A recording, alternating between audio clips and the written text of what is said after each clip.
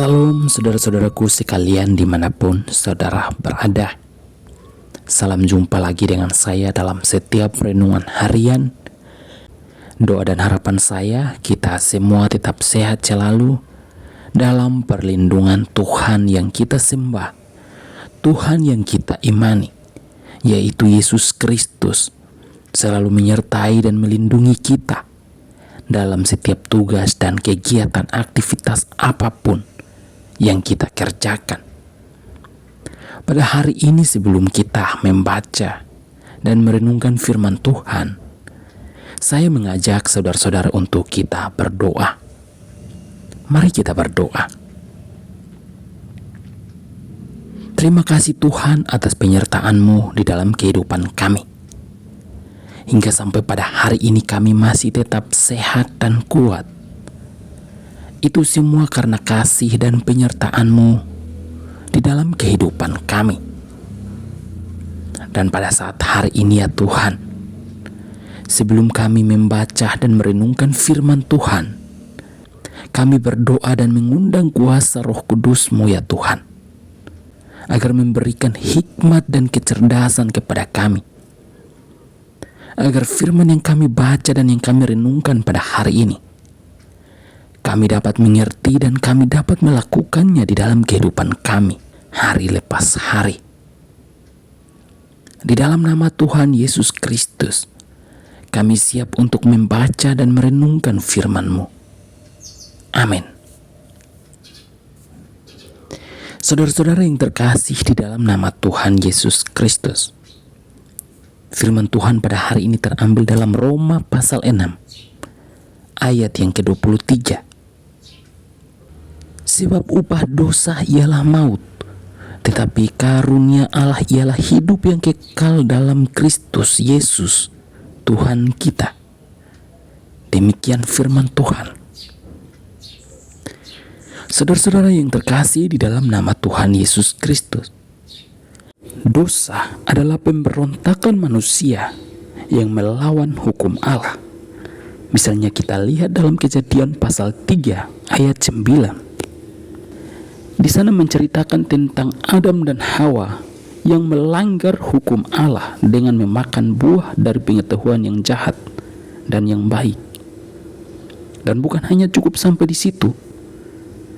Di sana juga Perjanjian Lama menggambarkan atau memberikan beberapa cara orang melanggar hukum Taurat.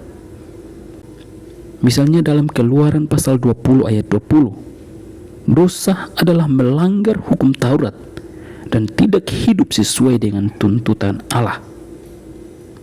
Dan misalnya kita lihat dalam Yeremia pasal 2 ayat 22 sampai 24. Di sana menggambarkan bahwa dosa adalah menantang atau memberontak melawan Allah, yang berakibat pada rusaknya hubungan manusia yang baik dengan Allah. Saudara-saudara yang terkasih di dalam nama Tuhan Yesus Kristus, masih begitu banyak dosa yang digambarkan dalam Perjanjian Lama. Tetapi pada hari ini, saya memberikan beberapa contoh atau beberapa gambaran dosa yang ada di dalam Perjanjian Lama. Dan yang lebih jelasnya bahwa dosa adalah merupakan sebuah peristiwa yang merusak hubungan kita yang baik dengan Allah. Karena yang Allah inginkan di dalam kehidupan kita adalah hidup sesuai perintah Tuhan dan saling mengasihi satu sama yang lain.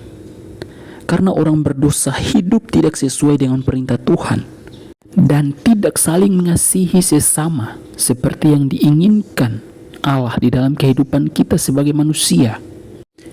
Dan inilah sebabnya dalam surat Rasul Paulus kepada jemaat yang ada di Roma pasal 3 ayat 23, di sana Rasul Paulus mengatakan bahwa karena semua orang telah berbuat dosa dan telah kehilangan kemuliaan Allah, karena itu kita sebagai manusia yang berdosa datang kepada Tuhan, memohon pertolongan Tuhan, agar Tuhan yang bisa dapat menyelamatkan kita melalui kasih karunia-Nya di dalam Yesus Kristus yang datang sebagai Tuhan dan Juru Selamat untuk memperdamaikan kita sebagai manusia yang berdosa ini dengan Allah.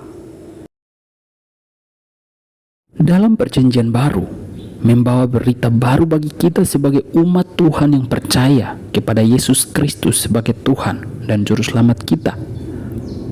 Di sana kita melihat bahwa semua manusia keturunan Adam telah mewarisi dosa keturunan yang mendatangkan kematian. Tetapi Yesus Kristus yang membawa hidup yang baru itu, yang menderita, disalibkan sebagai orang berdosa, mati dan dikuburkan, tetapi ia membuktikan dirinya bangkit dari antara orang mati yang telah mengalahkan kuasa maut. Dan pada hari ini, melalui kebangkitan Yesus Kristus, kita telah ditebus dan dibebaskan dari setiap kuasa maut. Dan kita bukan lagi menjadi hamba dosa, tetapi kita sekarang menjadi hamba Allah yang telah dibebaskan dari setiap kuasa dosa maut itu. Dan sekarang kita memiliki kehidupan kekal di dalam Yesus Kristus sebagai umat Allah yang baru, yang hidup sesuai dengan perintah Tuhan, yang saling mengasihi sesama manusia di dalam kehidupan kita setiap hari. Dan hari ini kita telah mengambil keputusan untuk percaya kepada Yesus Kristus sebagai Tuhan dan Juru Selamat yang datang ke dunia ini untuk membebaskan dan menyelamatkan kita dari setiap dosa dan pelanggaran kita yang mendatangkan kematian itu. Dan hari ini kita telah menemukan seorang Juru Selamat, yaitu Yesus Kristus di dalam kehidupan kita. Mari kita berdoa. Terima kasih Tuhan atas firman yang sudah kami baca dan yang kami renungkan pada hari ini. Kiranya melalui firman Tuhan ini kami disadarkan akan setiap dosa dan pelanggaran kami. Kami tahu ya Tuhan, karena dosa kami telah kehilangan kemuliaan Allah. Dan hari ini kami telah menemukan seorang Juru Selamat bagi kami yang menderita di atas kayu salib, mati dan dikuburkan, dan dibangkitkan dari antara orang mati, yang membuktikan dirinya menang atas setiap kuasa dosa maut. Dan kami telah dibebaskan dari setiap kuasa dosa. Dan hari ini kami bukan lagi menjadi hamba dosa, tetapi kami menjadi hamba Allah yang telah diselamatkan dari setiap kuasa dosa maut. Dan sekarang kami mau menjadi pengikut-Mu yang setia di dalam kehidupan kami setiap hari.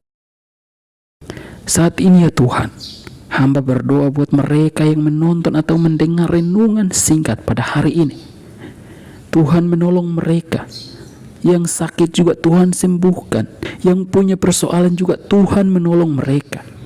Berikan jalan terbaik. Dan kami percaya di dalam Yesus Kristus kami mendapat pertolongan. Dan kami diberikan kekuatan yang baru, diberikan hidup yang baru, dan kami diselamatkan dari setiap kuasa dosa maut.